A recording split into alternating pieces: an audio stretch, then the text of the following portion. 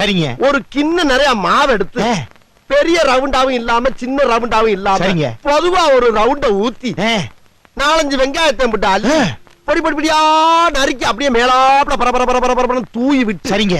ஒரு நீளமான கேரட் எடுத்து அதையும் பொடி பொடியா நறுக்கி சரிங்க. அப்படியே மேலாப்ல பரபர தூவி விட்டு சரிங்க.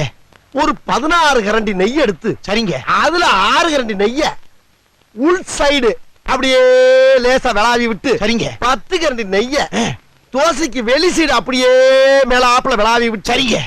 இட்லி பொடி இருக்கு பாத்தீங்களா, அத அப்படியே அள்ளி மலை சாரல் மாதிரி அதை மேலாப்ல பரபர அப்படியே பேய விட்டு சரிங்க.